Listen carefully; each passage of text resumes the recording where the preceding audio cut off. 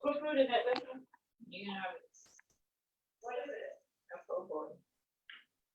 What? A po' boy. Oh. I thought you said food poisoning. Yeah, I don't know. Can't hear you. I can't hear you. I don't know if it's don't start until 9, so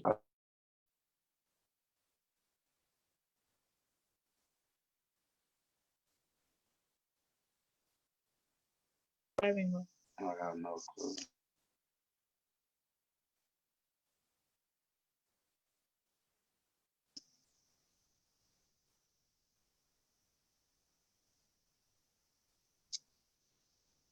See, everyone's procrastinating. Well, I procrastinated early. Like this girl said, let's paper done the next 2 hours. So I will write my A and then I put a D.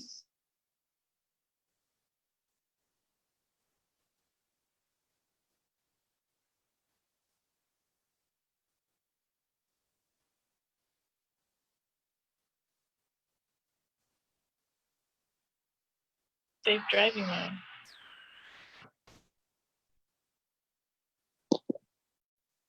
Okay, I'll just wait a couple minutes. I'm gonna log out and then ask for it again. Maybe it'll. Check. I see you, Ray Rose. Can you see me? Can you hear me? Can you see me? Can you hear me? Can you hear me? Can you see me? I gotta make sure I can. Oh, oops. Okay, can you hear me? Let me make sure I got my headphones plugged in correctly. All right, let me try one more again. Can you hear me? Can you see me? Can you hear me?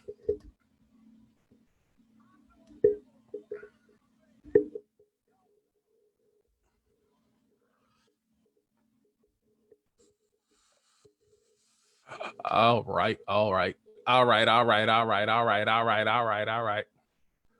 Let me see. Let me turn this off. All right. We live on Free Thinkers. I'm getting this situated. I see a couple people coming in and out. I don't know if I'm doing this correctly, but practice makes perfect. On a side note, if anybody could hear the music that I was playing,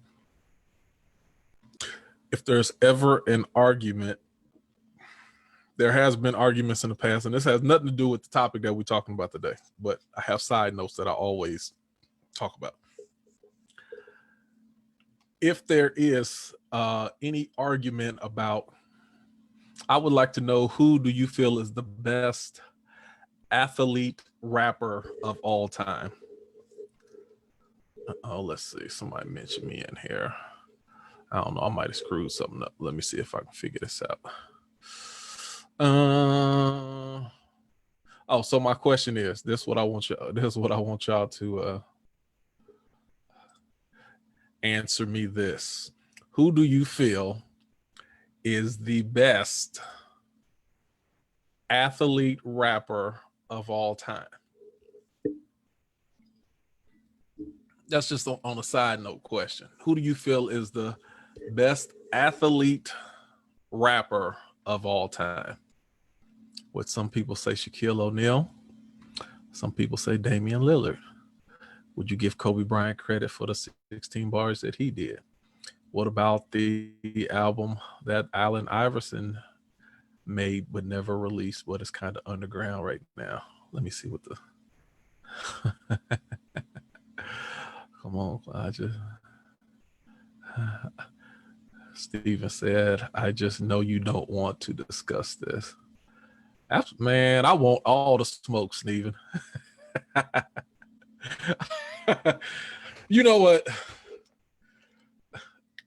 No, I ain't gonna let you get away with that, Steven. Steven said Master P. And Master P don't count. I'm sorry. Master P is the rare occasion of a rapper who briefly turned athlete. I know he played ball in high school, college, stuff like that. but he wasn't an athlete and then decided I'm gonna do music. He did music and then said, man, I'm gonna get an NBA a try. So I mean, kudos to him. He pretty cool with that. But I don't think Master P qualifies for somebody else tell me. Would Master P actually even qualify for this argument? And the question is again, the best athlete to ever rap. And I'm not saying the best, not the best athlete. Name me the athlete who decided to rap and was the best rapper off of that. I think I said that right. He don't count. He played in the D League. No. And you know what? On top, okay, so even still, I go here. Even I can argue with this with you, Steven. I still wouldn't say Master P was the best rapper.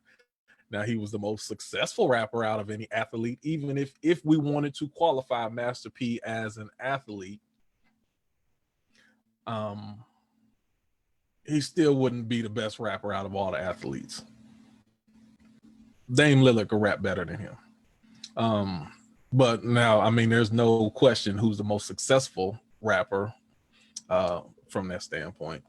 But let me see. So okay, so we have several questions and I want people to jump in on this. I'm going to, just in case y'all don't have the number, because for some reason I put this number at top.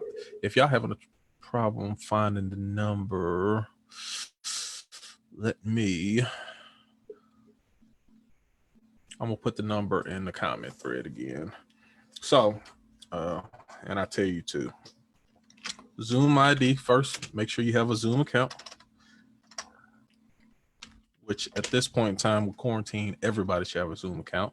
And the number is 995-413-0106. Password. Sorry. I'm just like WORD. I have to think of 713-737-5728. So, all right. Yeah, that's kind of my pre-topic. So anyway, the reason I came up with that pre-topic is because I can see you, Ray. Can you see me? Can you hear me? yes, I see you, I hear you, but can you hear me? You can't hear me. I can hear you, but I don't see you for some reason. I don't know. You keep, I think it says I'm on driving mode. Oh, okay. What is that? I'm not driving though. I don't know what that is. Shoot, I don't know if I did that or not. Okay, well, as long as you can hear me, that's fine. Yeah, I'm actually here. Okay, so yeah, that's fine. All right, so this is our pre-question, Ray, and I'll how much do you know about athletics? Let me ask you that first. Oh, I watched my daughter do athletics.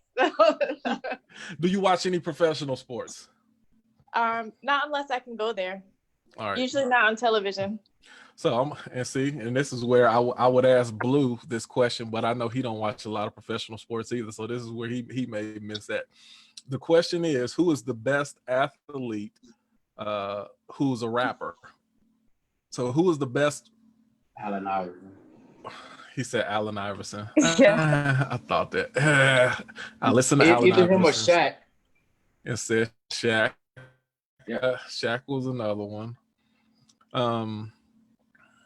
I mean, Shaq would be more successful if you're just talking about straight bars. I think Allen Iverson had better bars than Shaq.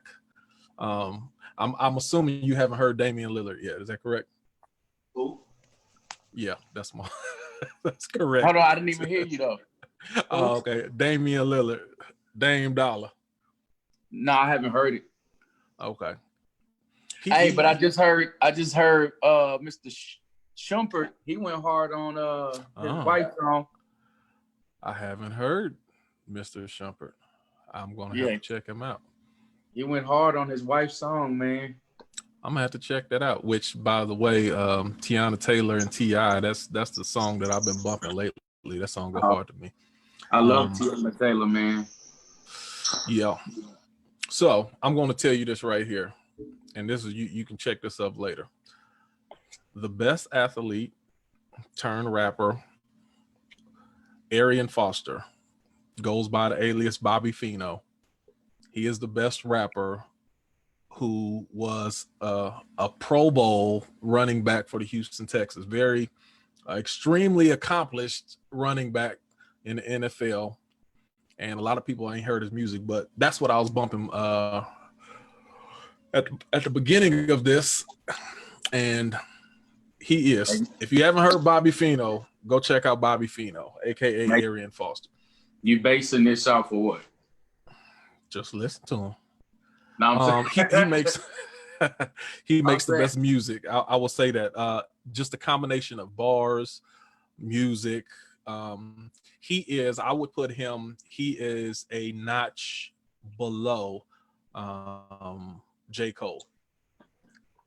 Huh. If you like J. Cole, then you'll like Bobby Fino. He, from a music standpoint, he's it gives you the same type of vibe, but I would say he's a half step lyrically. He's a half, J. Cole is on the top of the totem pole when it comes to lyrics, but he's a half step below that. Bobby Fino, check that out. All right, so I don't know why who else is scared to get on live right now, but Nikki, y'all come in. I put the password and the ID on here. Make sure I put it in there. Okay, now I put it in there. Okay, so I have several topics on today that I want to discuss. First of all, has anyone, Rhea, Blue, have you heard the piece that Sean King did about we need to get rid of all the images of Jesus? I haven't heard the piece, but I saw the outrage about it. I haven't heard it. Okay. Well, in a nutshell, Sean King is talking about how we need to, I guess as a continuation of taking down racist propaganda, he mentioned Jesus and the image of Jesus, and there is an outrage and people are kind of going bananas about that. There's a guy, Graham Allen, who's a well-known podcaster, who had a take on it, and I posted that on the page as well. And he was very colorful and passionate about what he said. But how do you? I see you coming in, Nikki. Your audio just ain't in yet. How do you feel about canceling Jesus? You already know how Nikki feel. Hola. I don't know if her audio in yet. Blue, tell me how you feel about that. Are you in yet, Nikki? I think so. Yeah, we hear. Okay. So let me ask you. I'm gonna go to you real quick, Nikki. Have you heard what Sean King wrote about getting rid of the images of Jesus? I did not see it. I just saw what you just posted. So I watched that little video, but I didn't actually post it. But I did see what you posted. Okay, so based off of that video, what do you think? I mean, are we basing it off of the No, theory? you basing it off of whatever you want to base it off of.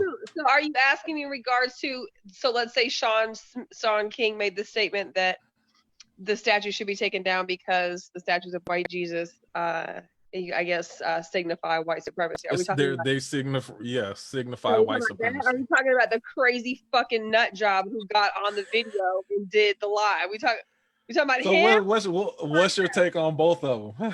I mean, just tell me what's your take overall based off of what you heard. I already have a problem with crazy Christians anyway, so I don't deal with them crazy types. So he is he is actually exactly what the epitome is. I don't know the Bible, but I do recall hearing, 7 million times that what they do describe certainly isn't a white man. So it's fairly relevant if we're basing everything off of the Bible, then the depictions that we take from that should be accurate. And I don't believe anywhere in the Bible talks about him looking like a white man. So if all the imagery that we are force fed in the country is that Jesus is white and that's a lie, then yeah, it's kind of oppressive if you really get down to the nuts and bolts. Yeah. Okay.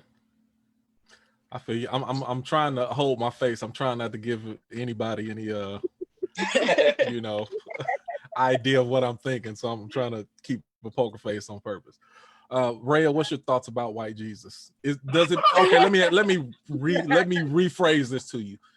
Does it really make a difference what color Jesus is? Does it, and even the pictures, okay, it's a white Jesus. Does that actually make a difference if there's this supposed picture image of Jesus? Because at the end of the day, does it really matter what color Jesus is? We serve a loving God who loves everybody. Does it make a difference? I'm bringing it home. Does it make a difference what color Jesus really is? So we just leave all of this alone.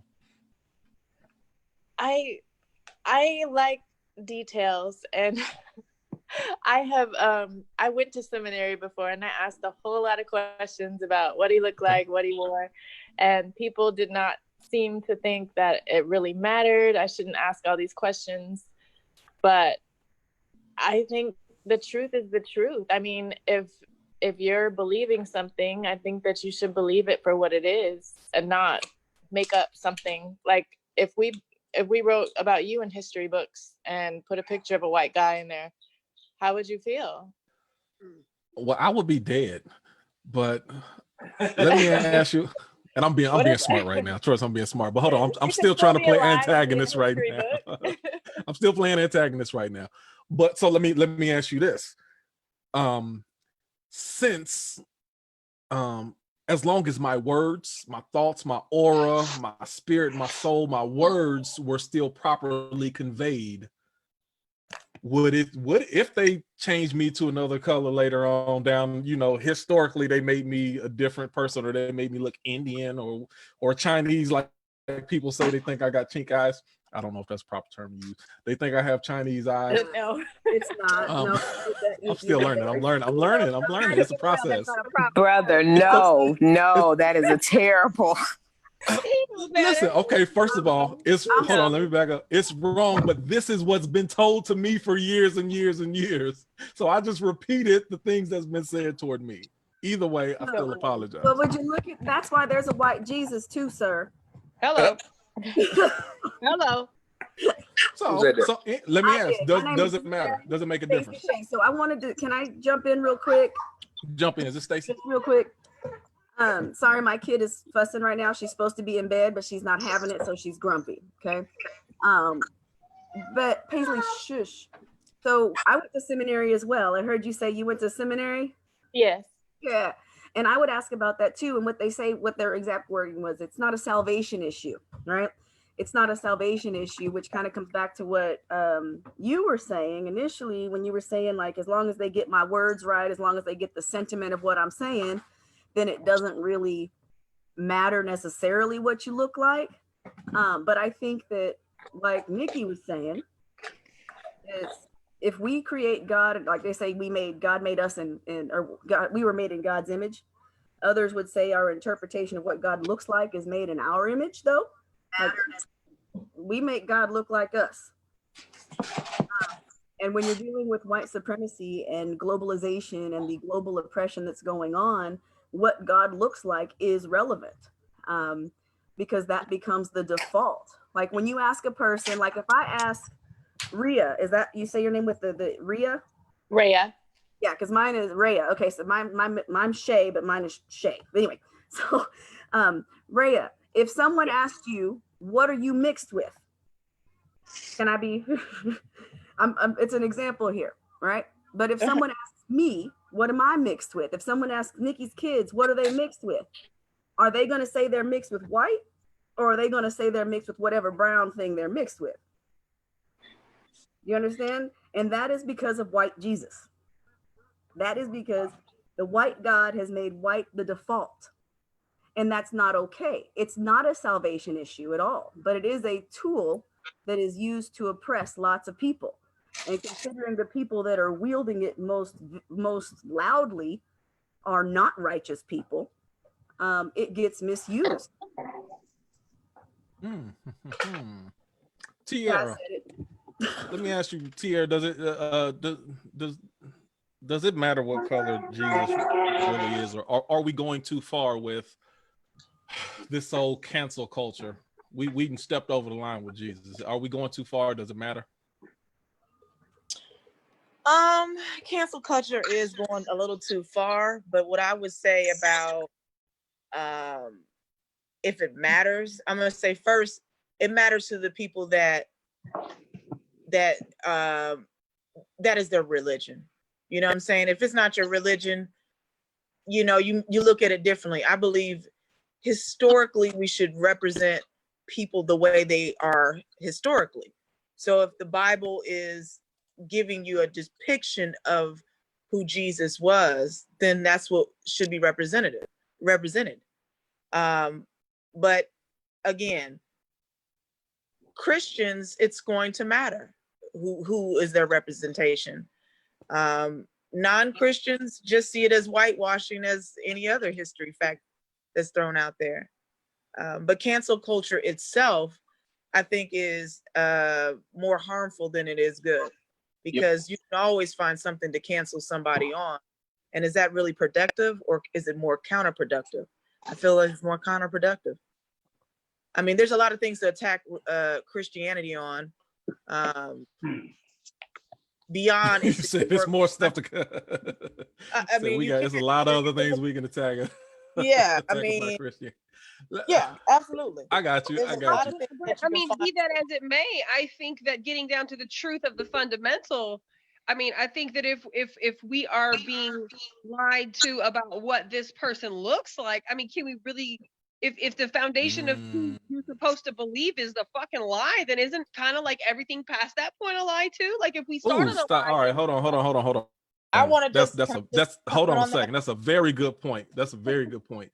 Brian, I'm gonna get to you, and then I'm gonna get to Ivory real quick. Let me ask Brian, let me put it like this: does the color that is shown about Jesus in America, this white Jesus, does that deter people from is that a factor that deters people from having a desire to be Christians? For some, I don't think it's a whole blanket yes or no. For some people, definitely. For others, it's not the necessarily the image that draws them to it, but the message of what Jesus represents. But you know, for others, it's easier to have a visual representation of something that looks like them. To kind of, I guess, introduce them to something new. So, I mean, I think it all depends on the person that you're talking about. I mean, we know that the pictures around the nation are not even close to what the Bible describes Jesus as looking like. And you know, Q, you and I have had that conversation before years ago. We may all be off, you know what I mean? So right. So okay, so let me know he wasn't blonde with blue eyes. We know that. Okay, so if we try, and I'm staying right where you at. Let me shift over to Ivory. If we tell people that we hold the truth, and the first picture that we show of people is factually and historically not true, then why would anybody want to believe anything else that we say in terms of a Christian belief? You know, a Christian saying, why should I believe that you have the truth when you're not even factually or historically correct, even in the image that you initially present to us? To that, Ivory, you say what? I say I canceled white Jesus years ago, so this is not like, don't put that picture up and say Jesus loves you, please like this, and you put up white Jesus. I'm not liking it. And I'm a very strong Christian, but that's not my Jesus. I don't know that person. The story that I was told is he was Michelangelo's gay uncle. So I'm definitely not praying to that face, liking that face, or nothing else. So been canceled. Anyway, second point. I think people dislike ignorance. Some people don't dislike it, so the picture won't matter to them, right? But people who dislike ignorance, it's going to matter if you defend it, because it's ignorant to defend that picture. And so you will turn off some people from the gospel if you defend ignorance. Now, for those of us who are believe in Jesus Christ, but we ain't ignorant about it, I mean, I don't think it's a turnoff to present a pure faith, a Middle Eastern faith, to people in its pure context. So no, I don't see the problem. Cancel white Jesus. Keep it moving. Denise, how you doing, Denise? So I'm asking the similar questions, but I'm bringing it from slightly different angles. Denise, I'm gonna put you on the spot. When was the last time you've been to a church? Or the COVID? The last time I've been to a church was probably a funeral. Okay. Honestly, I just don't like. I don't really like organized religion in that way. Yeah. Okay. I want to open this question up. I got you. I'm gonna open this question up to anybody who has this experience. So, if you've ever, anybody feel free to chime in. If you've gone to a church, probably a guest church, a church that you're not familiar with or that you don't go to on a regular basis, you walk into the church and somewhere, either by the restroom, in the sanctuary, somewhere, you see a picture of white Jesus. How does that make you feel, if anything at all? Like, what is your response? Is it like, oh man, y'all, this church they not woke. I don't even know. It's gonna be hard for me to even hear what they're saying because I can already tell y'all in another century. Anyway, I don't know. I'm just asking, what is your response if you've ever walked into a church and you've seen white Jesus? May I agree? Or who's first here, sir? Moderator, tell us who can go first. Go ahead, Stacy. Go ahead. Yes, that's happened. And what I pay particular attention to, kind of going back to what Ivory was saying, is that we're not like, some of us are ignorant, but a lot of us aren't ignorant. And so we're fully aware of historical and geographical facts and things the like, right? But what concerns me is when I walk into children's church. When you walk into what? When I walk into children's church, like the yeah, right. And I've gotten into this. Okay, I'm half black, half white. I was raised in the church. My daddy is a self-proclaimed pagan. My mama is a chaplain. Okay, so I know the scripture, I know the word. I also know all the lies and things associated with it. I'm with Denise on the fact that I don't get down really with organized religion at all, because that messes stuff up. That's when the oppressive things come in. But when I walk in and I look and I see the information that you're teaching children is also perpetuating this white supremacy. Like, if they say in scripture that Samson had 7 locks, I want to see it. You understand what I'm saying? Yeah, like, I got it says you. in scripture, Samson had 7. He had locks. This stuff right here. This right here. Okay. 7 of them. I don't want to see a blonde-haired Samson. Not saying that blonde people can't be blonde. But I think that really this is the time in history where we can really be completely objective when talking about where these people come from. Like, this is what people from this area of the world look like. Science and religion should not be, science and spirituality should not be mutually exclusive, because they both require us to search. Science and religion, however, can be mutually exclusive, because religion says this is what it is right here. And if anything else outside of here, you're going to go to hell or wherever it is that based on whatever religion you are. I think we need to start focusing on spirituality and teaching ourselves, teaching our children to connect with something that's to connect with each other and to connect with themselves and acknowledge that we aren't alone here. And also, people from the Middle East are brown and people from Africa are black. And that kind of stuff, that shouldn't be an inflammatory thing to say, that if this man came from Ethiopia, that he's black. That should not be inflammatory. And if it is, we need to ask ourselves why. And then that circles back around to the oppressive nature of a white Jesus. Got you. Let me. Okay. Good. Let me. All right. Did somebody want to jump in on that real quick? Because I'm gonna ask. I was just gonna say, I don't know if I told you this story before, but I won't mention the artist's name, but I'm gonna mention my favorite gospel artist, Blue the Rapper. My very favorite when I went to the concert and they were singing one of my favorite songs, and in the background they were doing pictures, and they start putting pictures of white Jesus. I think you did tell me about that. I sat down, was in tears. My husband had to tell me to get myself together, and I will never go to one of his concerts again. I mean, ever. I thought about writing a letter. I mean, I was upset. I was upset.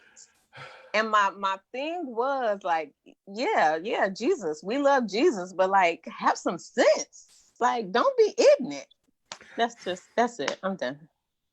Okay, let me ask this. Okay, so that's funny. Number one, you are somebody who sticks to your convictions. That's great. I think I'm almost done with this white Jesus. Then we're gonna get to the next subject. But let me ask this. Wait, can I chime in before you switch Jesus subjects? Okay, I ain't switched off of it yet. But okay. Go ahead, jump in. Go ahead. So I guess my thing is, I don't know if y'all talked about this because I'm late, my bad.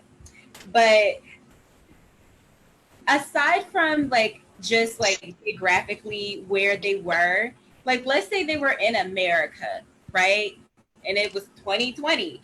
If you kind of back to Stacy's point, if you're reading the text and the text says this thing, that's when it becomes an issue. And that's where it's like clearly oppression, because you can like debate all day, people move around, whatever.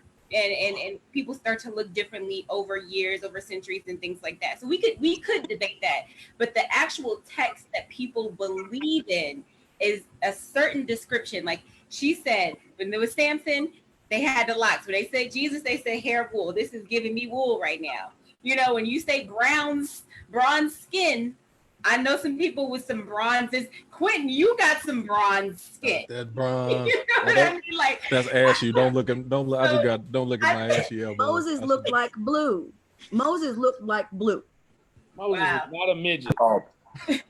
So all I'm saying is, if you go by the actual text, the text is giving you a description. And if you decide to go against the actual text that you claim that you believe in, this is clearly just oppression. And I think that's the issue with white Jesus and white everybody else in the Bible that's not white. Okay, this is my. let me see if I'm gonna ask this question, then so I can see if I can jump somewhere. Who else? Yes, sir. Go ahead. I was just saying, do we have the dang? I thought I had my mic down. Hold up. We right by you. My bad. Oh, you got to down a little bit. Mute one of them. That's all. In the description of Jesus in the Bible, in that scripture, do you think we read that scripture accurately, or I'm saying like, or do we just take? Was he literally bronze? We wanted to hear, what I'm saying, out of it. Well, because I believe in that scripture. I mean, even though it says he had hair like wool, but I believe it said he had hair. It was white like wool. Yeah. And it was actually a scripture in Revelation when they were explaining him spiritually, not physically. But I mean, I agree that the descriptions that we do have, not even just from the Bible, but from historical figures, doesn't line up with the blonde hair, blue-eyed Jesus. Right. But that particular description was actually in Revelation, and it wasn't a physical description. I got you. I think either way, I think the texture says more than I mean, as far as color of hair, that can be anything, but I think texture of hair definitely speaks towards a region, and I think what they represent the definitely doesn't speak toward the texture of hair. And when you talk about feet, you're talking about skin color. Stacy, yeah, jump in.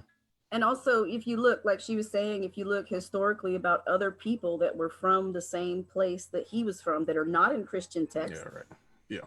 Those people, they're all described. They're brown people. They're Palestinians. And then even on top of that, when Jesus was young and they were trying to run for the king who was trying to kill him, they went to hide in Egypt in order to. I mean, how can a white person hide in Egypt? That wouldn't make sense. So it's simple stuff. And even when it gets into stuff like that, then it's. I'm sorry, what were you saying? The Egyptians aren't white. I don't think so. Only in the movie. They've never been white. Yeah, they are in the movie. I'm sorry. You're Only right. in the movie. You're right. How does black people They are know white. this You didn't stuff? see Charlton Heston? I'm sorry, I couldn't help myself. Okay, really quick, and then we're gonna jump to the next topic. If there was a petition to remove all images of Jesus, how many of you would sign that petition? I like that. That means I asked a good question. All images of white Jesus. Like, what do you mean?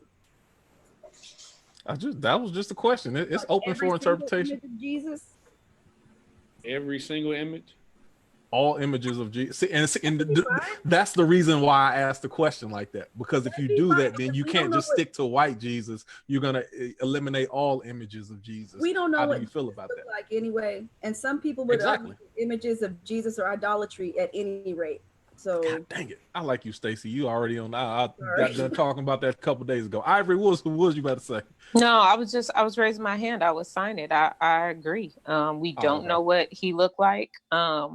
And like this is the problem. Even now, if we said, we're gonna put out different images of Jesus besides the white image of Jesus, I mean, that image has been burned into our brains. And so it would take a real undoing, not just, we're going to counter this image with other images. No, we should just get rid of all of the images. Get rid of all images. Would everyone else be open to getting rid of all images of Jesus? Well, I have a quick question. Yeah, go ahead.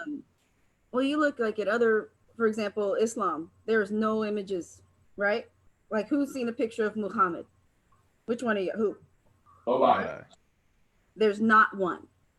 Because they don't, but aren't people that practice Islam just as firm in their faith as Christians? Do they need that picture to really understand what was written down in those texts? They don't. So we don't need those images either. We don't need those images either at all. We need the intent. We need the understanding of the scripture if that's what we prescribe to, but we don't need the images to nail that down. No pun intended.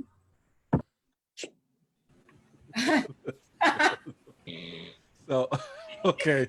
Any other? Okay. So everybody's okay with just we get rid of all images of Jesus. It's okay to say that I don't care either way if they have pictures or not. Like that's not. I'm with you on that. Okay, like, I'm gonna go somewhere real quick. My beliefs at all, if they do or they don't. So is that an acceptable answer? I guess to say you're lukewarm. I'm okay with it. If they don't, I'm okay with it too. Like, okay. Denise, what are you saying, Denise? This is my thing with getting rid of all images. Okay. Of Jesus, whether he be white or black Jesus or brown Jesus. When we start getting into, nobody mentions Chinese Jesus. That's not fair. That's Go ahead. what I'm saying. And Hawaiian. There's more of them than anybody, but I was gonna say it's a lot of Chinese Christians. The story of Jesus is recreated. It was actually a Mother Mary in a different culture that they stole the. Never mind, I ain't gonna go into all that, but this is not an original story. The Mother Mary, Joseph, and Jesus. Oh, yeah, I know where you're going. Yeah, I got you. And Tierra, I'm sorry, real quick, just jump in whenever. Sometimes if I don't see your face and I don't call on you, then just jump on in. I'm sorry about that. So Denise, what were you saying? I'm sorry. So here's my thing, though. If we start telling people what they can and cannot hang up, then we start getting into interrupting people's rights. That's where I was going with this. That's where I'm going with it. And Yeah. if I want to have Fascism, Black Jesus, fascism. Can't have it. Can't have fascism. if I want to have Black Jesus up in my church, or if somebody who is Asian wants to make an Asian version of Jesus, they should be able to do that. I think it should just be noted that this is someone's artistic expression instead of how it's been handed down to us for years, which is this is what old buddy looked like. So you saying leave white Jesus up The there? picture at the bottom, it has to have a disclaimer to say object in the picture may be darker than appears. No, Ryan, no. Are you saying those It's because you're right. Because of systematic, racism and oppression, that's why this is an issue. Yeah, definitely. Issue. It wouldn't matter. We could have white Jesus hanging up wherever white Jesus wanted to be hanging. But because of that, that's why it becomes an issue. It's being taught to us like, yeah, this is him. This is what he looks like. You see, when you walk around, even walking around New York, I had a discussion one time with somebody, and I was just like, you see all these random white deities just, if you're not really paying attention, you won't notice it, hanging up on these big buildings everywhere, whether it's white Jesus or anything. And it's like nobody else, I feel like, at least in America, gets that same expression where they get to see themselves on buildings. They get to see themselves in statues. They get to see themselves as God. There's no other group in America that actually gets to see that on a consistent basis. Yeah. So we get rid of all white Jesus then? I can't get rid of all white Jesus because ain't nobody about to tell me what to hang up in my house. So I see. Yeah, And I try to jump both sides of it. Creativity and how they want to represent things. And, maybe I just suck at painting and I wanted to draw Jesus as light, but the light came out looking white, and now I'm in trouble. You know what I mean? Red won't help. That will be a white person's excuse. The light is Hey, bad. I was gonna chime in and say, since we're talking about locks, Blue got blonde locks, so Samson could have had some blonde locks. put some women on it. On his hands, put some women on his hands and Yeah. But It was all good till that heifer cut him off. I know, but he grew up back. But to somebody like if you're not a believer, is this white Jesus oppressive to you as well? No, it's offensive. Say that again. It's offensive to not be a believer. It's offensive. Right, the science of it, like the secular, just the straight object truth, as Neil deGrasse Tyson says. Nikki, yes, what does that feel like? I get the spiritual aspect, of course, and I thoroughly understand why people have their personal relationship to Jesus. I do. For somebody who is not a believer, for somebody who is not taught to believe, for somebody who is not instructed on how to feel about these things, who has been able to make these decisions based on unbiased information, because everything in religion is very biased. So for somebody like me, who could maybe be seeking or willing to entertain conversation about, it's like I can't even get past the first page because what you tell me I'm supposed to believe is not what I'm supposed to believe. So we just create these images to pacify people. And that seems to be counterproductive to what the spirit of religion is supposed to be. And then we create this image I mean, if that's the case, why didn't we choose them to be a fucking donkey or an elephant? I mean, obviously some religions have, right? Would it be okay if all of a sudden now it was a gay person? Hell, fuck no, it would not. So the representation that has been chosen and given for somebody like me is like, well, if I read the paper and the paper says that it has woolly hair and dark skin, well, that ain't the fucking picture that we've had forced down our throats forever to believe that this is the all-knowing, this is what we're supposed to believe and do to be a good human. That shit don't work for me. How much? Let me ask you this before. Go ahead. Well, I'm not asking any one particular person. I'm asking everybody their thoughts and opinions. I'm How gonna much answer of first. that is the organizational, the religion, organizational, systematic oppression? How much does it matter more than versus personal relationship? Because I can just say, like, for me personally, if I talked about Jesus to somebody like I have over the years, if I'm trying to introduce a person who doesn't believe in Jesus or doesn't know who Jesus is or whatever, there's never been a time where I pulled out a picture of any Jesus white perfect out of my wallet and said, "Hey, this is the guy I want you to meet." So check You know this what I'm out. saying? Like, it's all about your personal Brian, relationship. there are people who Check do this that. out. Check this Right. out. You might not, but Right, most they will people hand you a pamphlet of what Jesus. They used to hand out tracts back in the day, and if you then have it was, white Yeah, Jesus I'm hanging in glad your I went to house, church. I didn't handed out some white Jesus tracts. I definitely have handed out white I got Jesus to church tracts. late in my life. As a matter of fact, it was that big white man right there that introduced me to Jesus.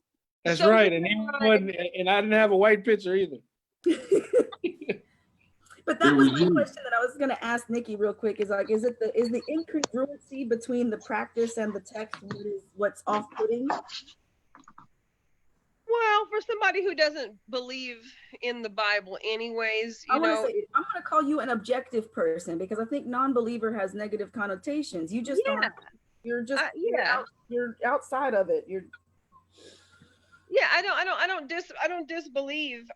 I believe in experience. I believe in people's. I believe in experience, and I believe in what works for a person. It doesn't particularly have to have a name, but for it to be the basis of which we are grading ourselves as humans, as how we're grading ourselves as people in our lives. Like, this is supposed to be what we're supposed to do to be able to have like a good eternal life. Like, to be told that if you don't do these things, you're going to go to hell forever. But like, we start with a lie.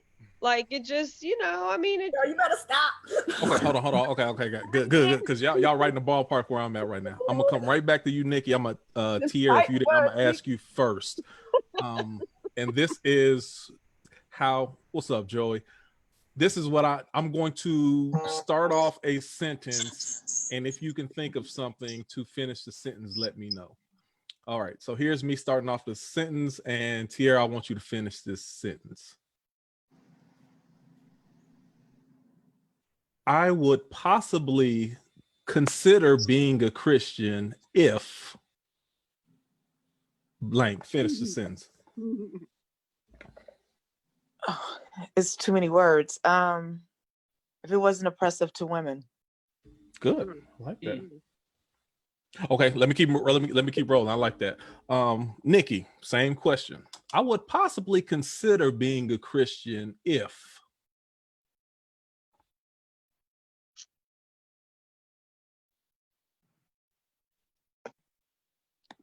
I don't think I would, but I don't That's why I said know. possibly consider. I honestly don't know how I could, because that would mean I somehow am signing up for some cognitive dissonance in here somewhere, and that just doesn't work for me. So I don't think I would. No possibility. It would nothing. What would raise your eyebrow to say, maybe I could look into this a little bit more, learn just a little bit more? Is there anything that would maybe raise your eyebrow just a little bit? No, because I'm okay with God. I don't have to care about a Jesus. I don't need to have that relationship with somebody else. I'm good with God. So I don't feel like looking past that is important to me. I'm good with how we do things. Okay. Good. Good.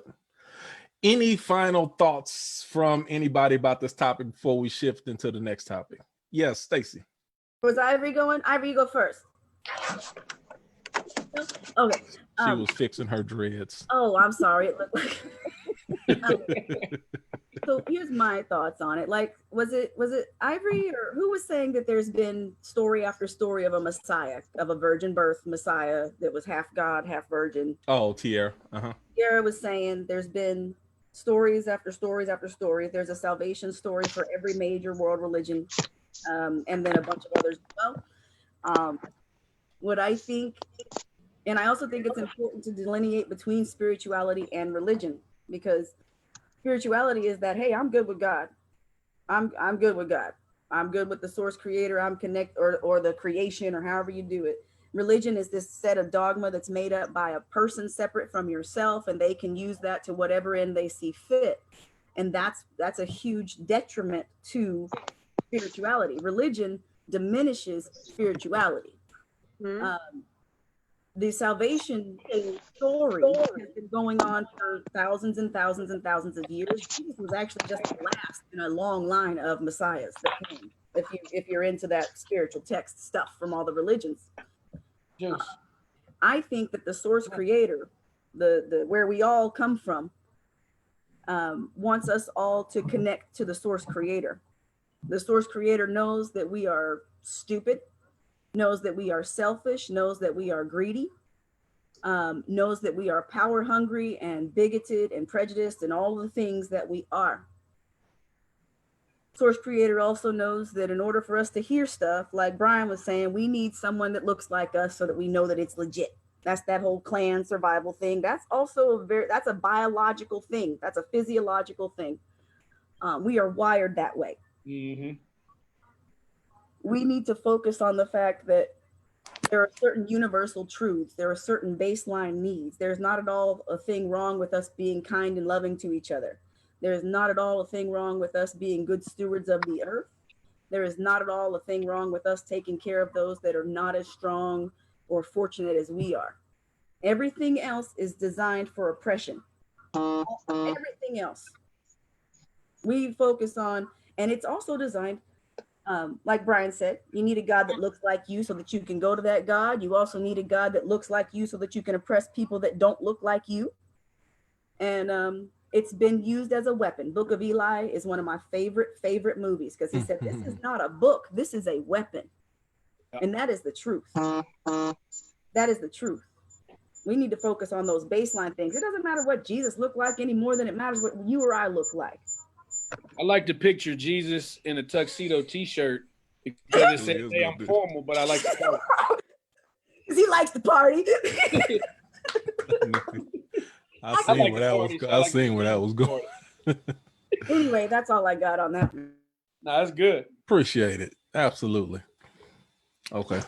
All hearts and minds clear. All right, so we're gonna make a sharp turn. And thank everybody for that input. That was really good input. I like what everybody had to say. And no, it feels like a Tuesday night all of a sudden. I'm loving it. Yes, absolutely. Okay, so here we go. We're gonna get into some meat. So I'm trying to post this thing. I wanted to post it on the page. I'm gonna see if I can post it on the page. I put it in the thread. Denise, did you see the one of the topics with Professor Wilhelm that I put in the thread? Okay, maybe you couldn't see it. I listened to you talk about it the other night. Okay, I'm going to read this. I'll read it twice, and then hopefully I can post it so you can kind of let it sink in. So this is somebody, Professor Wilhelm. I have no idea who he is, but I think it was an interesting post that he put, and I wanted to propose it to everyone here. And I think I was talking to Ray. I was talking to Ray about this a little bit yesterday too. So here it is. Listen. Okay. So it says, cheating is a part of ups and downs of a relationship. Every man. There you go. You didn't say we was like jumping to teleporting to another city. What is I said we was making a sharp turn. I said we was making a sharp turn. No. We went to a different We atmosphere. left the track. I said we making a sharp turn. All right, here we go. Y'all ready? Now y'all know. Here we go. So cheating is a part of ups and downs of a relationship. Every man is gonna hurt you. You just gotta find that one worth hurting for. Millions of happy wives have been cheated on and abused, but they have fought for their marriage to work. If you're not willing to fight for love, then stay single.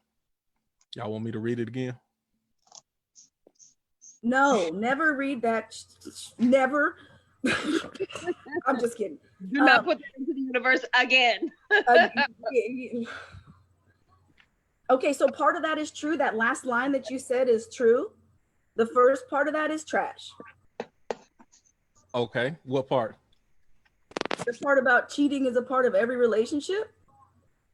That's not true. Yes, there are ups and downs in every relationship, but not everybody cheats. Not all men cheat. Not all women cheat. There are some people that are willing to put as much. Now, you might mess it up in every other possible way. You know, you might be an unsafe or unhealthy person in every other possible way, but not every person is a cheater. So, see, now you about to take me somewhere else, but I ain't gonna go there yet. But my daddy said relationship, excuse my language here, okay? And I don't know if this, I'm going to do the same thing you did earlier with your eye comment here, so forgive me. Relationships are not for pussies. That's it. well, that sounds kind of like what he's saying, though. No, he's saying all men and That all might women. be the most insightful thing I've ever heard. That's my daddy. My daddy said that. Oh, that is the gospel truth. That's more gospel than what, man? There's some objective truths, things that are true for everybody. Yes, yes. I yes. have a comment. No matter Okay, what jump religion in, Ivory, jump in. So, I'll get you. I don't believe me or my husband are the cheating type, but something that we did agree before we got married was that there were no deal breakers. Like, I'm getting married to be married. I'm not getting married to ever do this again or to have to figure this out again after you. So we decided to take all deal breakers off the table, including cheating. I don't see us ever doing that, but we have both agreed that it won't be a deal breaker because we're supposed to be working out forever. So how can I work out forever if I already got something on the table that's a deal breaker? So, I mean, that's just what we did. I respect that, Ivory, but I just want to interject and ask you this because that is anybody that has a somewhat of an idea of a marriage, they go into that. You don't ever want to go do this again. You don't ever want. Like I went into my marriage saying, okay, my family has a history of divorce. I want to break that cycle. I don't want to get divorced, do this or that. You know what I'm saying? But when it happens to you, or if something happens to you in that manner, then sometimes those viewpoints can change. Like, would that still be the, and I'm not saying you, your husband would, I'm just saying, if, for example, like, would that be the case if a child out of the marriage were to pop up in that scenario? Like, would you still have that same strong conviction if your husband brought home a child from another woman, or vice versa, you were pregnant from another man due to that situation? Do you think now? Well, hold on. Let me ask you this, Ivory. I'm gonna double in on that question because what I thought I heard from you is it's not that divorce is never a possibility, but there's no automatic pre-existing deal breakers to where if this happens, then it's just over. Period. Right. Okay, right. It's no like, if you ever cheat on me, it's over.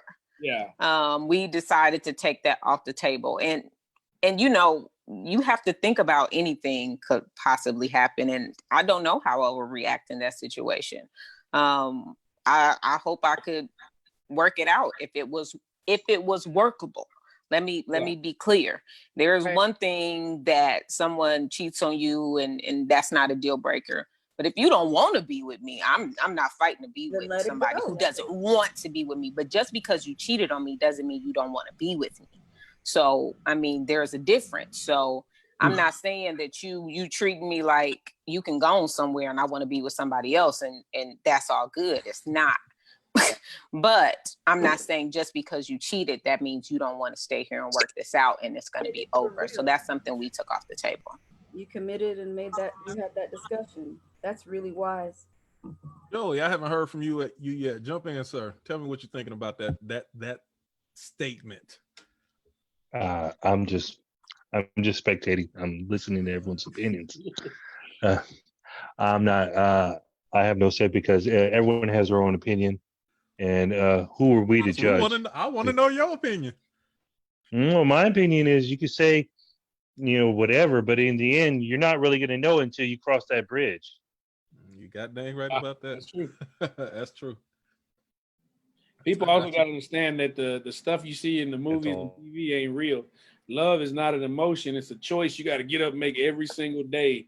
And some days you don't feel like it. You are telling the gospel. Somebody else jump in. What's your thoughts about the post? Somebody.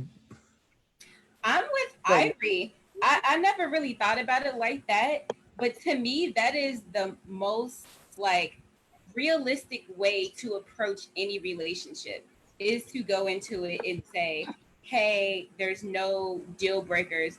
Let's just try our best to make this work.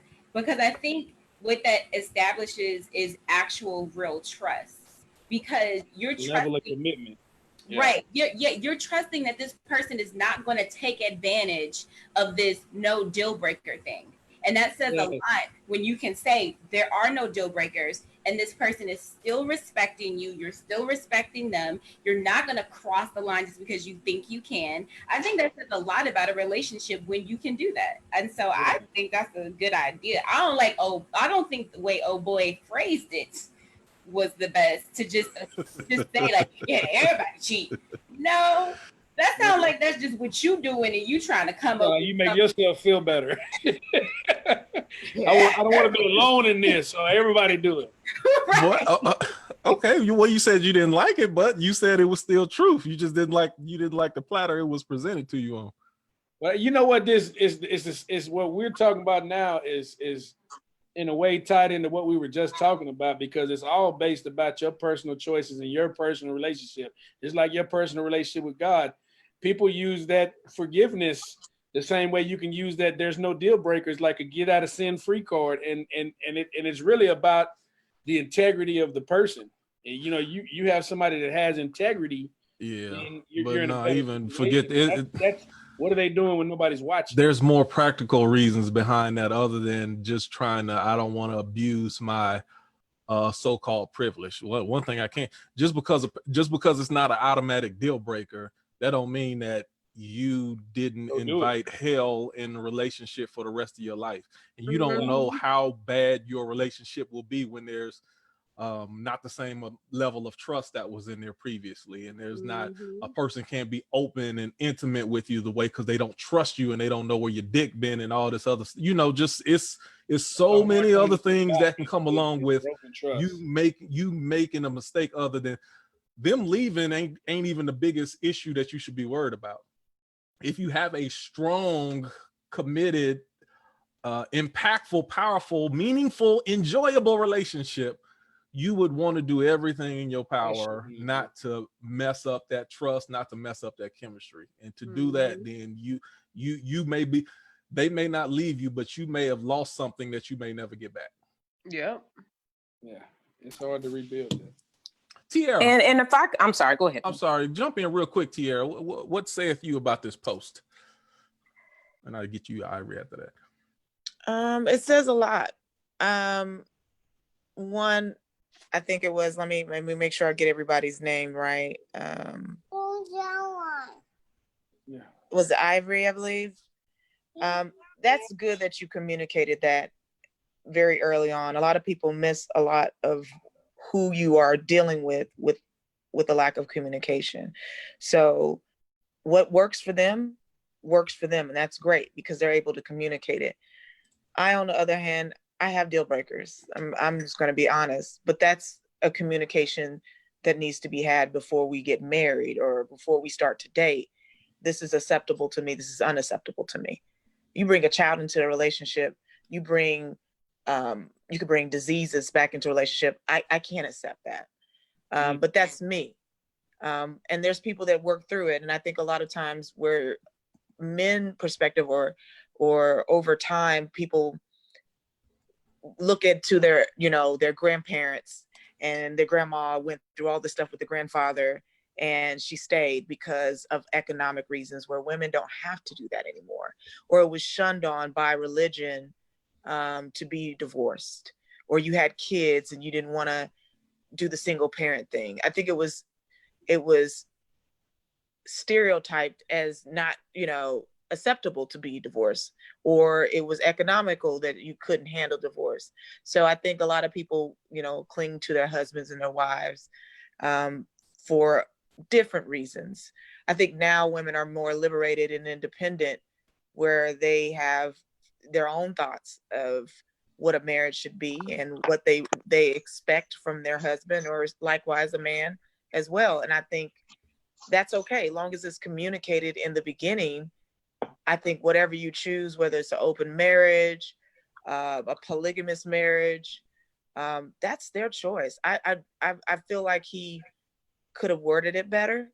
I think probably coming from a male perspective, I don't think any relationship should be harmful. Like you shouldn't, even if it's done accidentally, I don't think you stick your penis in someone accidentally, or, you know, not with intentions to harm the one you love. You're still harming the one you love. So why would you want to inflict pain? I'd rather you be open and honest and say, hey, this is not working out, or I'm thinking about stepping out of my marriage, and let that person decide. Nobody's gonna do that. I feel like you're deciding for me if you don't tell me. No, if they know that that's gonna be the end of their relationship, then no, people don't do that. Some people do that. People do that. So a lot of people have said, you know what, this relationship is not working out. And that's something. Oh, I could tell you that's something different right there. But I'm sorry, go ahead. okay, it's not always. I mean, they got a plan B already. If you're open in communication and you establish that from the beginning, that's one thing.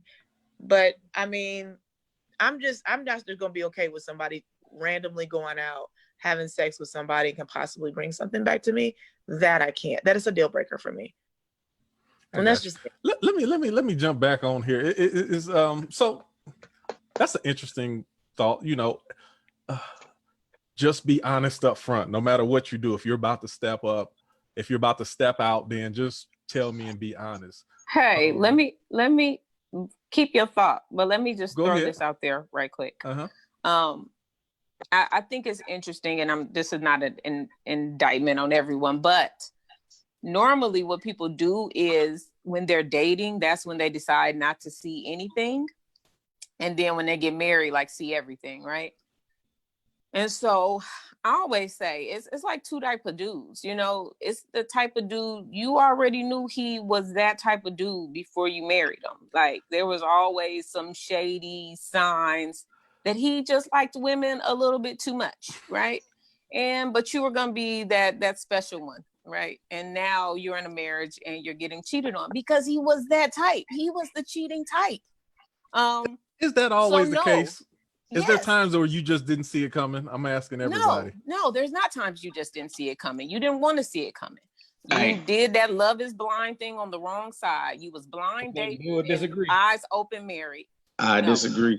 There is a cheating type of man. I'm just telling you from my point of view. There is a type of man that cheats. And it doesn't matter. You can get married and he's still gonna cheat on you. Now, is that the type of man you should be making these? I got you, Blue. These forever type of no deal breaker stuff with? No, I wouldn't have did it with that type of man. I'm talking about making there are no deal breakers with somebody you already trust their character and what they're about. Then I'm saying some major life thing can happen. You can have a midlife crisis. You know, maybe somebody dies in your family or something crazy happens. This is not your character, but something crazy happens and you make a bad choice. You have a blurb. I'm not going to leave you. I'm not talking about giving some old cheater a hall pass every time he decides he's bored. That's not what I'm saying. Sorry. I was going to say that. But there's two kinds. There's two kinds of cheaters. There's the circumstantial. It happened, like she said, because you went through something. But then there's one who is perpetual. It's in their genes. It's in their DNA. Yeah. They got that animal instinct. A personality thing. It's an arrogance thing or a lack of confidence thing. Okay. Jump in real quick, Blue. I'm sorry. What was you going to say, sir? I was just saying, well, I guess that from what they both said makes sense now. I was going to say that definitely was something that I experienced personally. And realize, I mean, you know, you the person that you with don't always come off as the cheating type. It could be circumstantial, but what Irie said though is like if that person does not like want to be with you, then you can't like force that person to be with you even after infidelity or trying to take that person back. You know what I mean? Even if they're the ones cheating. You know what I'm saying? Like if they decide to cheat and you're like, okay, well, I understand this was circumstantial, we could work it out, and they say, I'd rather not, I'd rather move forward, then what do? You know what I'm saying? But force yourself to move forward. You know what I'm saying? Let me ask a question because I heard what Ivory said, and I kind of got a gauge of what everyone said. But we have 1, 2, 3, 4. We have some men on here as well. So let me ask you, even for the men, is there a type of woman to where you can read them and you can tell, no, she's not the faithful type, or is it something that can you be tricked or can you be duped when it comes to a loyal monogamous woman? I mean, definitely some women that you just it's both that give off an aura or vibe that you know that they only down for one thing, or you know what I'm saying, or they not a hoe, but she's hoe-ish. Like got whole tendencies. Hold on just a second, Stacey. I'm gonna get to you, Joey. What saith you? You got anything to add in there? Yeah, well, I heard how she was saying that, quote, or should I say, she was emphasizing how they're cheating men. I'm like, I'll tell you, I know at least 4 women out here that are in the proximity where I live at that are cheating on the very men that they're with. So it's not a one-sided thing where it's just cheating men. I know girls that are still with their men and they're messing around with other guys, and I'm like, it's not a one-sided thing where it's just men. It's women too. Much better at it than we are. Oh no, so much better at it. Stacey, I'm sorry. What was jump in, Stacey? What were you saying? Oh, there's a Jill Scott. There's a line in a Jill Scott song, and I can't think of it right this second which song it's in, but it's one of her more recent ones where she says, "If you go left, I'm gonna go with you." And I think when we're discussing how women behave and how people behave in relationships, and you know whether or not you can turn a hoe into a housewife or a you know a cheating type man into a husband type man, I think it has a lot to do with how those individuals are treated in those situations as well. If a person doesn't ordinarily have it in their character to do certain things, but then they're treated terribly, then those things change. These are trauma responses. Like infidelity is a you know, in many cases, it's a trauma response. Like you were, like Rhea was saying that it's a like circumstantial. That's a trauma response. Like because of something happened to them sometime in their life at some point. Sometimes it's in that immediate moment. Sometimes it's something their daddy said to them when they was a little kid. Sometimes it was just, you know, it's there's a lot that goes into it. But when it comes down to turning a certain type of person into a different type of person, one, we can't do it. We can't. Like if a person doesn't want to be that type of person, they're not. 2, people respond to that. Nature versus nurture is a real thing, even in relationships.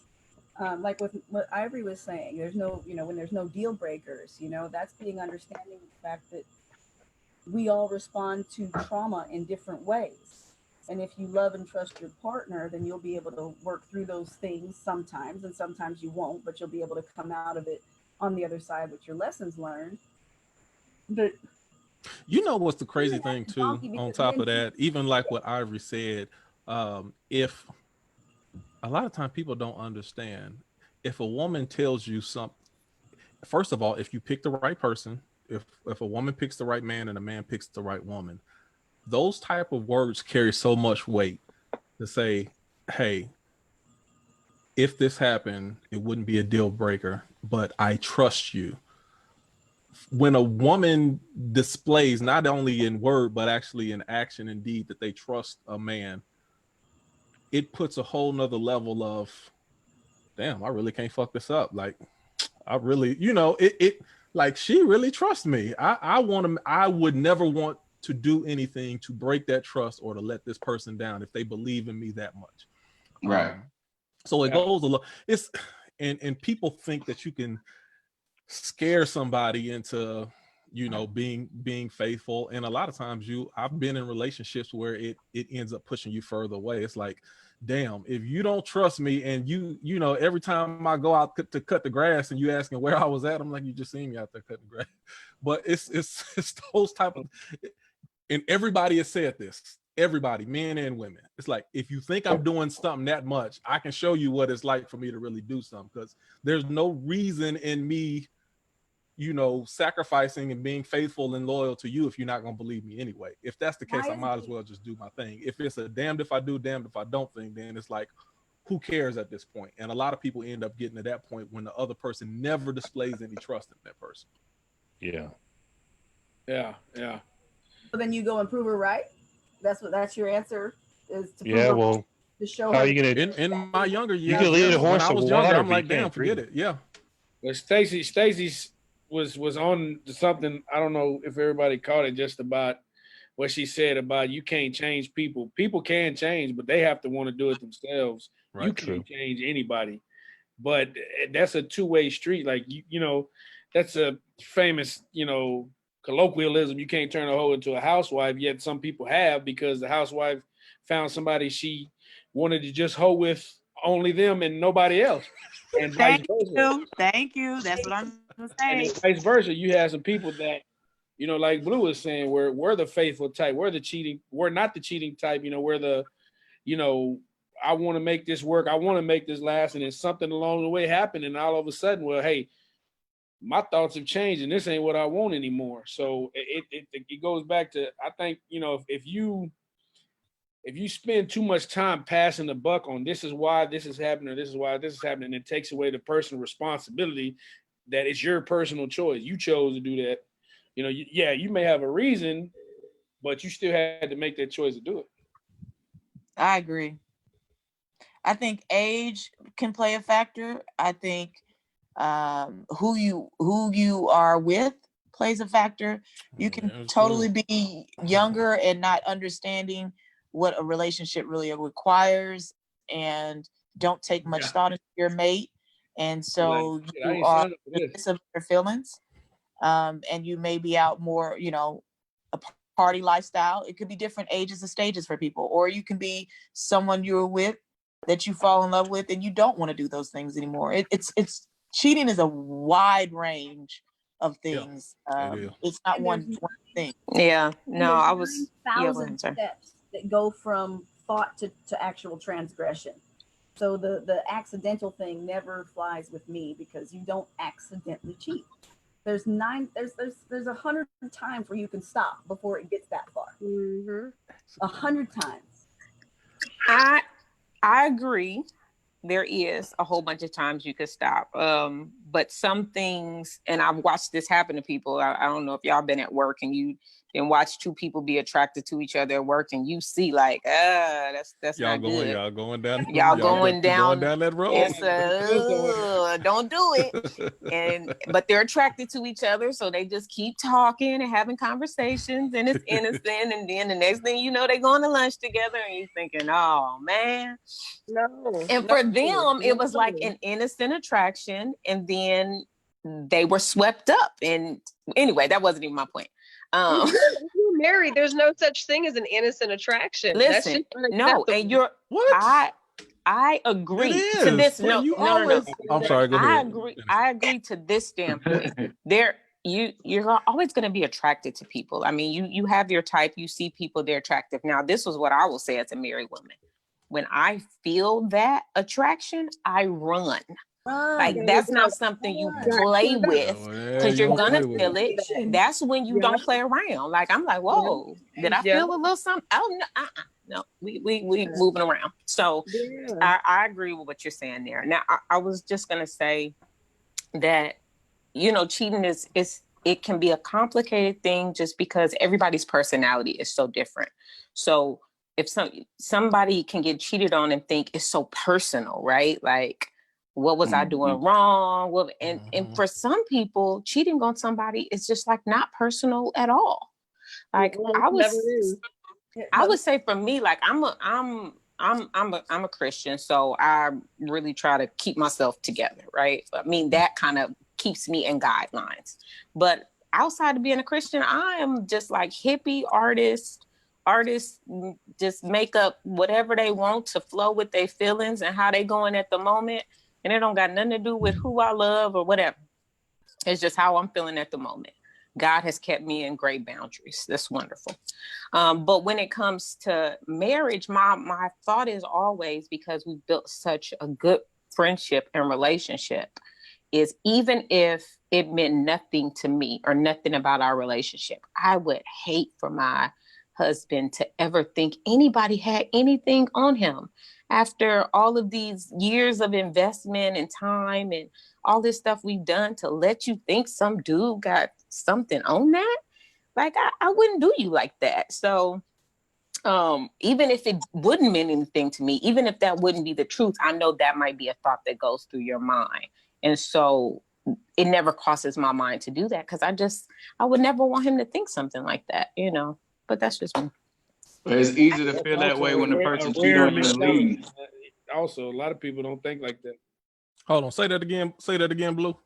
I said it's easy to think that way or feel that way when the person cheats on you and then leave. Now you're thinking, yeah, it was me, or you start feeling like it is a personal thing. Okay. So now, all right.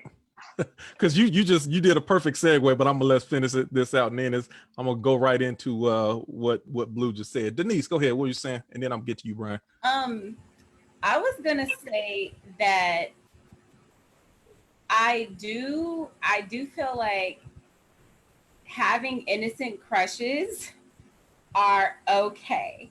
I feel like You look like you have a lot of innocent crushes. I feel like being. I know I'm hard to resist. Hear me out, y'all. Hear me out. I know this sounds crazy. I know, but I feel like being attracted to someone is okay. I think people just need to understand boundaries, and people shouldn't feel guilty because they saw somebody at work and the pants was tight and the ass was looking good. That's okay. If people don't have to feel like shit about being attracted to other people, then they don't have to feel like they're in prison. And then they don't have to feel so bad about thinking so-and-so look good as hell. Like, that's okay. It's just understanding boundaries. You know so-and-so look good as hell. You acknowledge so-and-so looks good as hell. Maybe you and so-and-so don't go to lunch with just y'all two. Maybe it's you going back down that slope again. You know what I mean? Maybe you the first time it's with a group, the second time it's just having boundaries, understanding boundaries, having boundaries, and being okay with looking at ass if that's what you feel like doing. Brian, what was you about to say? Go ahead, tell the truth, Denise. I ain't mad at you. What were you saying, Q? I'm saying, what were you saying? I thought you were saying something ahead of time. They wanted to look at some ass, so Oh Lord. But no, I think that that's fine if you've got that trust and if that's where you start, But if you go in lying, kind of like what Nikki was saying about the Bible, it's like if you go in lying, then what else you say after that is true, Okay, let me jump in real quick because Blue had a good segue. We only got 10 minutes left, so I want to jump into this last question real quick, which is almost a cousin to what we were just talking about. So Cameron Mabry had a post a few days ago. I thought it was very interesting. It was simple, but it was interesting. The question is, if someone is in a relationship and he or she wants out, are they obligated to tell the other person why? What kind of relationship? No. In a relationship. I mean, we're not obligated to do a whole lot of anything. Dating and marriage is two different things. Okay, so I mean, you pick which part of it you want. If you're married or if you're just if you are officially an item, you're officially together, boyfriend, girlfriend, girlfriend, whatever. You are in a a mutual relationship that's been defined, and one person says they want out, is that person obligated to tell the other person why? Or are they just like, no, I'm out of here? And then No, like, you well, ain't what's gotta tell wrong? nobody I'm just nothing. out. Obligated to say shit. It makes you might be a jerk, but you're not obligated to tell nobody nothing. I want out. That's what I get to do. Okay, so I think disagree. we jumped on the word disagree. obligated, but all right, go I think ahead, Denise. it makes you a jerk. It makes you insensitive, and it makes you very callous, and it makes you selfish. But you have the right to actually be that if you want to be that. And But and my thing too is nobody owes anybody any explanations for how they live their life at all. You know, Yeah. and we've all been through plenty of things, and there might be some things where we're like, this looks way too familiar. I don't feel the need to go into this discussion to have you tell me all the different ways that it's not what I'm looking at right now. I'm just gonna move around. I'm gonna Yeah. move around. That's Denise, what jump they in real call quick, and I'm gonna backdoor that ghosting. with another question. Yeah. Go ahead, Denise. That's what they call ghosting, and everybody hates being ghosted. And Ghosting everybody's only okay happens with when being you're not in an ghosted. exclusive relationship, though, right? No, it doesn't. That's You don't be in a ghosting. relationship and then just disappear. It's just like, That ain't And even it ghosting. is like if you're in a relationship and somebody does disappear, you didn't know. In a relationship situation, you know they not happy. Shit. And how many stories you hear about daddy going out for cigarettes and never going home, never coming home? Awful. You know what I'm saying? That's Like, terrible. look, Ain't that some Hey. bullshit? we And don't Okay, owe- let me rephrase this. I- Do you have a goes moral back to my obligation regular- to tell a person why you're leaving? No. I'm sorry, jump in, Brian. No, that's why I said Stacy brought up a good point, but that's why I said it's different if it's an actual marriage, because Stacy said something that was very profound, but also she accidentally halfway kind of proved what I'm about to say, is because you don't have an obligation to explain to people how you live your life, comma, but until you choose to say I do, and then now you're sharing your life with somebody. It's different when you're dating, or even if you're Agreed. boyfriend and girlfriend for 10 years. But when you take those vows and say I do, and say I'm going to be committed to you and till death do us part, whatever, and the death part ain't happened yet, you need to say, hey, now you owe me. Like, what's up? What's going on? You'll see the reason for separation on the paperwork when you show up to court. Nah, that ain't. These are people that you wanna get spent cut. time with. Look, I'm Like just these are people that you shared life with. You don't feel any type of They even if it's probably not know why technically you're an leaving. obligation, I'm you don't feel sure that any they type of know. obligation to explain why. I didn't They say know. it was an obligation. Why did I just waste the last X amount of years of my life with your ass, and now you just want to do it? Bye. Listen. But people have free will. That's what free will allows us to do. Free will allows us to be absolute assholes. Free will allows us to be absolute nightmares. Free will allows us to be whoever the fuck we want to be. Whether people Nikki, like and it when you said what you said, I absolutely agreed. I said no. And dating somebody, you don't know about shit. And if yes, if you're a caring person, you're gonna give them a reason, but you don't have to be. You can be, like you said, selfish, asshole, whatever. I just feel like it's different when you're married, because when you get married, you're agreeing that basically we're not two individuals anymore, we're one. And Brian, I agree with you. But there's a general breach of contract. Like if there's a breach of contract, then none of it is applicable anymore. Hello. And I was gonna say too. Well, Oh, go ahead. I'm sorry. I was just saying, if it's a breach of contract, then that means that there's something that had to happen. Then you owe me a reason. well, Okay, let me go back to this. Even Blue, or I have Rhea jump in here. Does it have to be a government contract in order for you to honor it? I mean, when you say I'm boyfriend and girlfriend and we're going to be mutually exclusive, isn't that a form of a verbal contract to where you should owe the person some type of explanation? No. I'm not even talking about the physical governmental marital contract. That don't mean shit. Hell, my damn marriage license got the wrong date on it. That don't mean all right, because we didn't realize you had to get it a couple days prior. We got it the day of and had to post date the check for 3-4 days. But you know what I'm saying? I'm just talking about when you get That's married. some country ass shit. That person is God. Freya, jump Yeah. in real quick. What do you think about They that? do, you I would feel an obligation to explain it to someone, but I'm not gonna You're a lose caring sleep person. if someone else does not feel that obligation, because I've been in that place and I don't feel like everyone is going to have that integrity. Yeah. So I can't say that they're obligated, but I feel like myself having integrity and feeling emotions for a person, that I should explain myself. That's Nikki's point though. You can have the free will to be an asshole, but because you're a kind person, you're a caring person, you wouldn't do anybody like that. Then Right. it's your choice. That, you know what I'm saying? Like, I wouldn't do anybody like that. I'm gonna tell you why. I might tell you more than you want to hear about why I'm about to leave.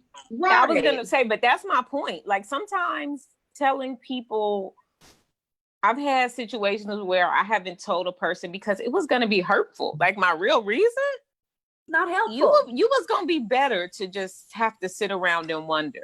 But than if they hear my want to know, real wouldn't it be reason. proper to You tell wanna them? help them out for the next one? No, Yeah. you're a loser, and I don't think your life is going anywhere. So Yeah, but that'll help him find another loser. I It's don't want to a do this standard. anymore. I kind of She's think not, you she's suck. not responsible to him in that manner. And She's so- not responsible for that. I don't want to. Maybe I don't want to go through the emotions of telling you you're a loser and I think you suck and I don't think our life is going the right direction because I think my life is going somewhere. I don't think your life is. I don't want to say that. I just want to say this isn't working anymore. This is where I am. That's when where you I'm lie. at. You say it's not you, it's me. I didn't say that. This is not working no more. I'm just And not that's saying. pacifying somebody else's feelings. I ain't here to pacify you neither. No, I want to go. I'm ready to go. It's over. It doesn't That's work. what I Like, That's what I wanted to comment on. Is like we might feel an obligation, but there is no real obligation. Yeah, it's your choice. Feeling, and I don't think it's a matter of integrity either, to be completely honest with you. I think it has a lot to, I mean, sometimes it is, but I do think it has a lot to do with how much more emotional energy, how much am I willing to drain myself for Right. something that's not going to benefit me at all. right. And we don't find that If about it's energy. somebody who I cared about, or I still Yeah. should care about them to some degree, I would Well, that's different. personally try to do the best I can to help give them closure, because not That's to only make that, it you want to make sure because- that the page is closed. You don't need them No, keep that is trying to so open the you door don't- and showing up to your job and doing all, you know, if you really Fatal educate a attraction. person on why That this is isn't so working that for me you- and why this isn't gonna, you know, why I That need is to so go in a that you different don't feel direction. guilty. That is for you. That is not for her or whatever. No, But I if think you- it would be for. I think it would be for them. I wouldn't want to. If somebody had It the doesn't make a questions, woman as feel to- better for a man to tell us that he didn't want us because we didn't do this, that, or the other. Are you kidding me? Just Never move made me feel on. better. Just move on. Okay. I've been ghosted and I've been told before, and neither one of them I can't say which one. Okay. What if Okay, it was well, don't something, ask the- what all if right, it hold was on, hold on. something that you could grow from though by them telling you? And Would if that they make ask the sense? question, then I think you could tell them. Hold on, just a second. Hold on. Let me make some rounds super quick. Joey, jump in real quick. What were you gonna say, sir? I'm just gonna say everyone has their own opinion on it, and all I can say is, you know, there's no obligation. No one's obligated to tell anyone the reason, but I will say this: it doesn't make it justified. Yeah. So, you know, it's up to you. Everyone's different. One person has one view. And I don't think I'm Another talking has from a another. technical standpoint. I'm talking more of just from a humanistic person. Yeah, moral obligation. You're asking for a kinda, moral I think obligation. that's the angle that I'm coming from. Nikki, jump Yeah, in I mean- real quick. So, I mean, you think about it, if we go into the relationship aspect here versus somebody we're just talking to, you know, because you go into the whole somebody I cared about, then there's a very real possibility that we've had these discussions. We've talked about what doesn't work. We've talked about, you know, we've Look like had y'all these talking about something personal. conversations. Y'all ain't talking Yeah, general yeah. terms. The memories just popped up. I If saw we the get to extra that long point- drag of that cigarette from Stacy. She hit that whole extra hard that time. Over and over.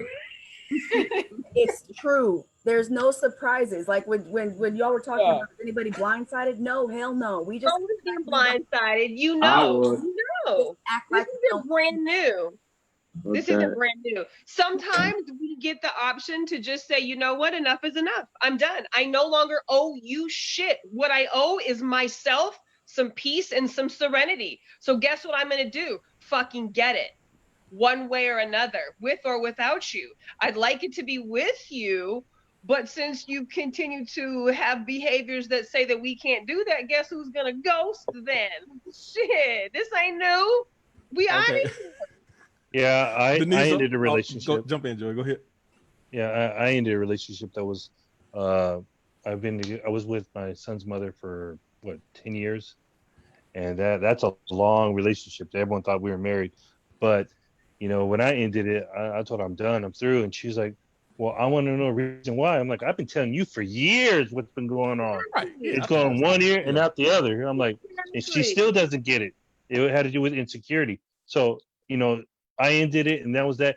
And the very problems that I was going through with her, she carried over to the next one and the next one. And she's already been, we've been broken up for what, 2, maybe 3 years. She's already been in 5 relationships. Five, mind you. 5. And she still hasn't learned her lesson. Yeah. Tierra, jump in. What you gonna say something?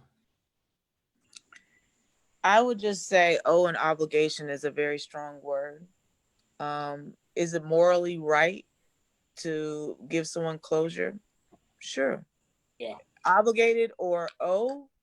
No. I think in a lot of times it goes back to that communication piece. It's definitely a disconnect because if you're expressing what you need from this person or want from this person, they have not fulfilled it. They already have a clue of what's going on. It's not a surprise or shocking at this point. There is times where it is shocking. So again, that closure is helpful, not for your own personal reason, for maybe their growth.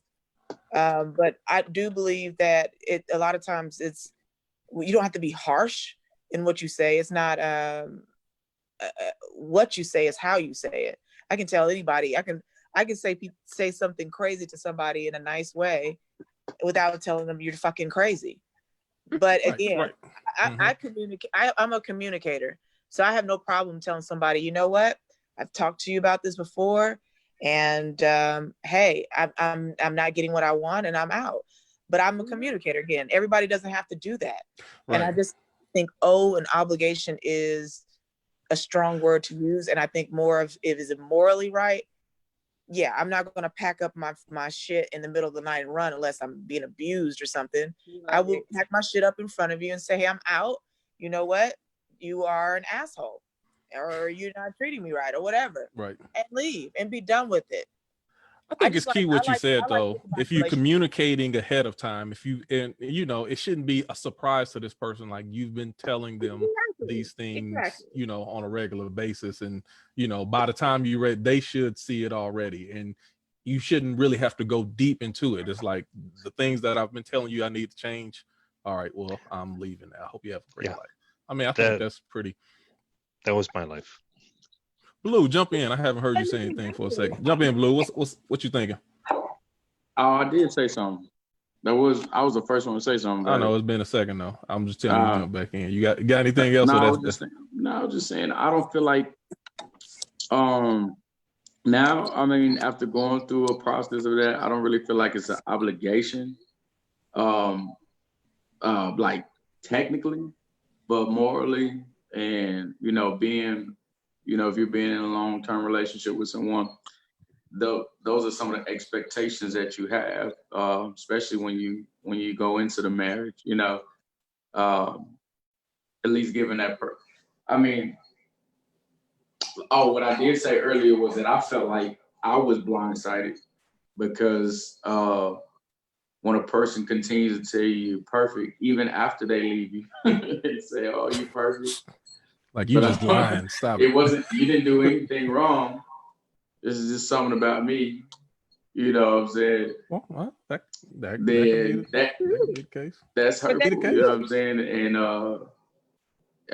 And maybe there was no explanation. You know what I'm saying? But in that moment, you don't feel that though. You know what I'm saying? You start to feel all the How you gonna tell me I'm perfect and you still trying to leave? That don't add up. What's going on? Yeah, exactly.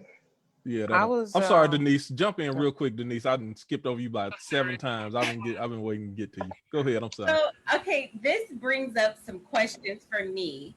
which is, do you all ever feel like a person? Hold on, who is you all? Who are you people?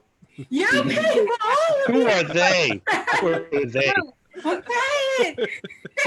No, but Who are do you you people? all ever feel like sometimes a person intentionally does not give a person an answer because they want them not to have closure, because they're trying to hold on to something to keep that door open, just Sure. when they're ready? Oh yeah, that's exactly what was happening. Keep it ambiguous. Hell yeah. One toe in, 1 foot in, 1 foot out. Absolutely. Yeah, that's messed up. Yeah. But Absolutely. then we have a gotta go choice back at that later. point. We have a choice at that point to say whether or That's not right. we're going to allow that to Do you continue get to to go have on. your feet in, or do I take them feet out? Or do I take their feet out? I will shut the door on your foot. Or For are the you men. so heartbroken that you can't even see it for what it is, and you're just like, why, and then you're just stuck in this state of why. Not at my age. Is the You why? get to a certain age, it's like why don't even matter. It is what it is. So Yeah, no, That's I my was I gonna. was looking at why before. in my early Why not 20s, I you? was like, why? When Now, I why? close to 40, like, all right, well, look, it don't Yeah, I matter. was gonna say also, it normally, if you still really value the person you were in a relationship with, and it's because they're doing things that's not making the relationship work, then you're gonna communicate more about why it's not working, or you've already told them why it's not working, and you're okay having that conversation because you value them, you wanted it to work, and you just couldn't find a way to make it work. I think it's different when you decide the person doesn't have any value for you anymore. Doesn't mean they're not a valuable person, but they don't have value for you anymore. So it's not even about trying to work it out. They may be great for somebody else. You're still nice. You're so sweet, but you just don't do it for me. So I think when it comes down to a person just not doing You're it for just not you, good enough. That's terrible. however you want to say it, I don't care. You ain't good enough. You don't do it for me. It just be And what when a it is. person doesn't do it for you, like, what is it that you can say that would give that person closure?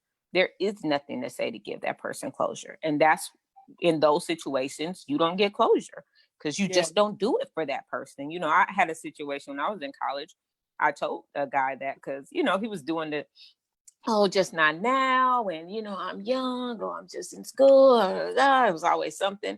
And I said, I don't do it for you. You're going to meet somebody, and they're going to be the person that does it for you. And you'll be willing to make these type of sacrifices for them without all of these excuses. It's just not me, you know, and that was hurtful. But I mean, I was like, well, you know, I got sense. Let's not waste each other's time. But when you don't get the reason, it's because you just don't have enough value for that person. I mean, it's just, they don't have nothing to say. Okay. So You've said it all. There's no more that you can say. There's no more different languages you can repeat the message in. It's just time to keep it moving. So 10 minutes passed. We're done, out of time. I thank everybody for their input, all of their words. I really learned a lot and I enjoyed the conversation. Anything that any final words anybody has before we get out of here? Fuck the police. Fuck the police. He's getting a ticket tomorrow. No. So make sure you, if you haven't already, join Free Thinkers. Feel free to post on there. It's not a, it's really a post that it's a group that Nikki, myself, and Thomas opened up, and we did it specifically for the reasons for it to be open for everyone. So if you have any things that you're focused on, if you are promoting anything, if you have certain thoughts, it's a good circle and a good group to get good feedback off of with like-minded, free-thinking people. So just feel free to invite yourself, invite others, and also this is an extension of something that we've done over years that we normally would meet in Austin, but since we are doing social distancing, then now we're doing it on Zoom. My goal is I want it to be more than just this. So if you have any ideas, if you want to use Free Thinkers as a platform or somewhere where you do any post where you want to, if you want to talk about poetry, you want to talk about music, you want to talk about art, you want to, feel free to include it in the Free Thinkers, because it's not anything that I ever purposed to do by myself. I wanted to, and Nikki, myself, we all wanted to create this to be something that is open for everybody. So anybody else got anything before I shut this off?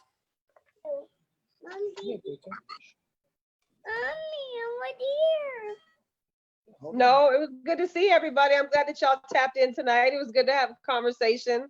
And it very much is an open format, you know. So please keep coming back. Please let other people know, come join us. You know, we have some ideas of some things we want to do with this thing, you know. So this is all just test run, trying to figure some things out, but the conversation is necessary. So we appreciate y'all for coming back and hope to see y'all next Tuesday. Yeah. That's it. Good night. Yeah. Good night. Good night. Bye. Bye, Juice. Bye, Juice.